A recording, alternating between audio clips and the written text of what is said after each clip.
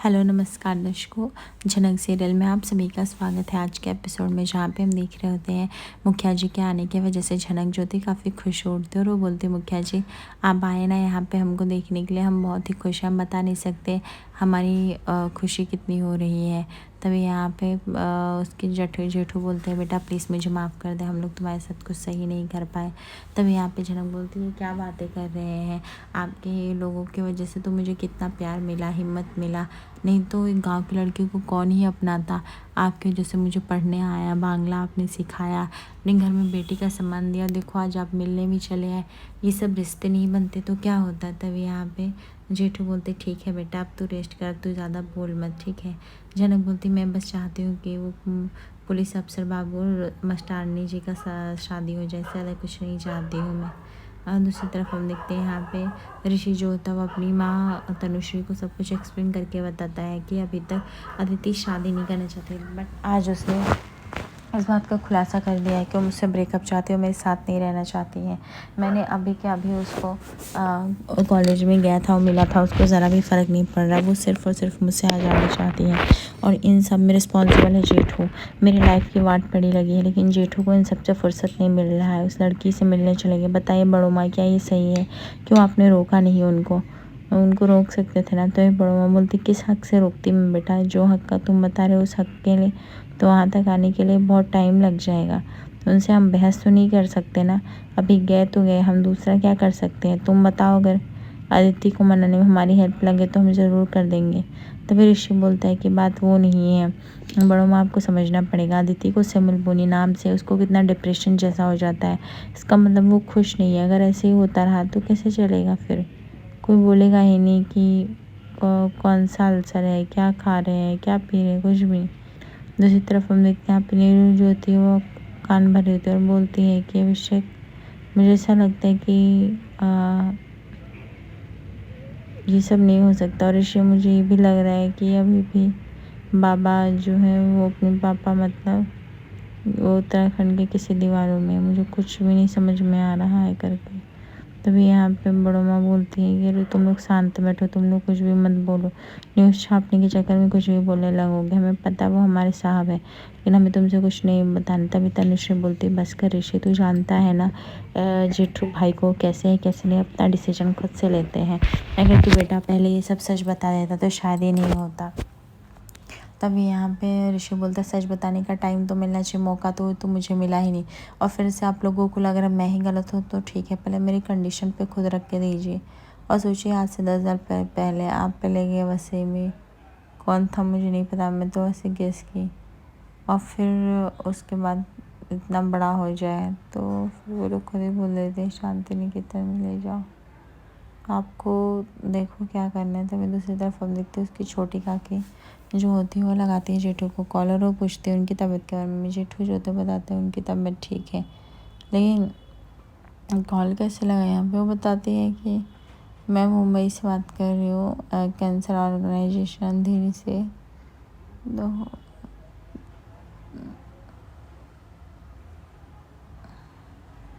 तभी हम देखते हैं यहाँ पे जेठू को जिससे कॉल आते हैं जेठू बोलते हैं हाँ ठीक है पाल बोलो खुश रहो। पायल जो होती है एकदम से ना खुश हो चली जाती है।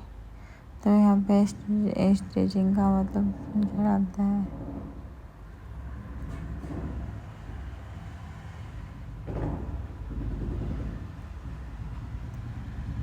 दूसरी तरफ हम देख रहे थे कि ऋषि को बहुत ही ज़्यादा खुन्नस रहता है झनक के ऊपर, और ऋषि ब्लेम कर रहा था कि सब उस लड़की की वजह से हुआ। और जेठू वहाँ पे चले गए हैं, जेठू को ज़रा भी फिक्र नहीं है मेरे और अदिति के बारे में, रिश्ते के बारे में। तभी सुरजीत बोलता है दादा आपको वहाँ पे रुकना तो नहीं चाहिए था, आप बोलते दादा ड्राइवर है कुछ भी वहाँ भेजोगे।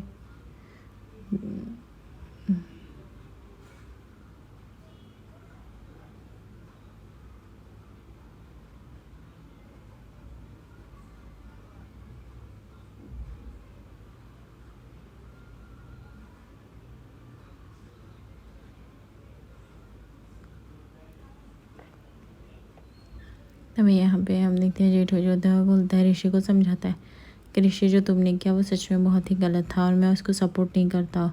एक्चुअली तुम झनक तुम्हारे नहीं, तुम ही उसके लायक नहीं हो। तो बच्चे ने क्या गलती किया था, किस बात का इतना मुझे समझ में नहीं आया।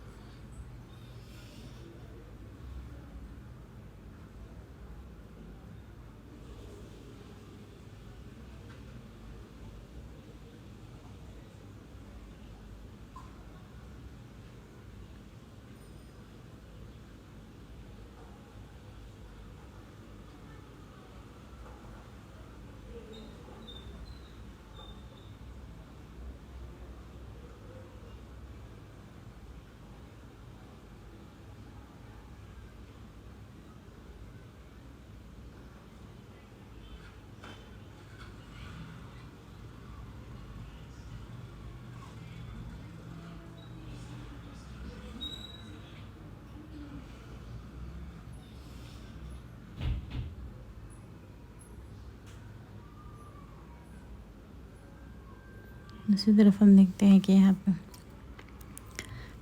नूतन जो होती है वो जेठू को धन्यवाद बोलते हैं। जेठू बोलते हैं इसकी कोई बात नहीं है, आप लोग बहुत ही अच्छे और नेक इंसान है और झनक भी बहुत ही अच्छी है, दिल की बहुत साफ है, सबके बारे में सोचती है। हम तो कुछ नहीं चाहिए, हमने तो बस बिजया का डिस्चार्ज कराया है आप लोग।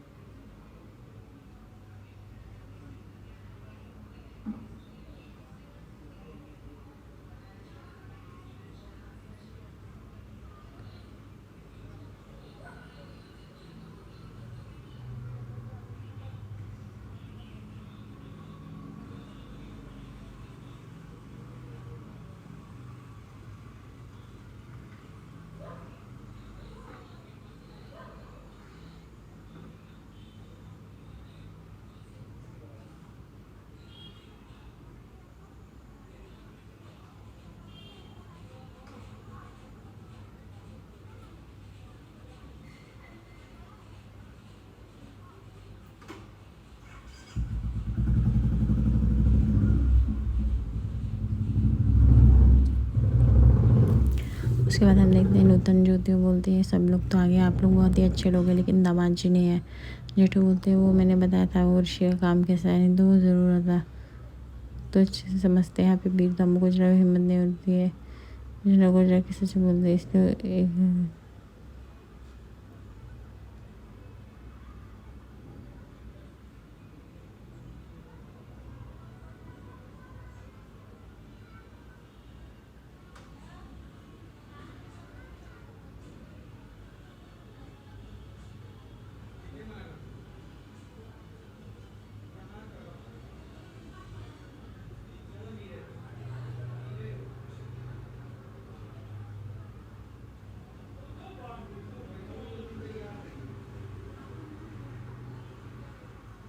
आगे एपिसोड पसंद नहीं, दर्शकों लाइक और सब्सक्राइब करें। धन्यवाद।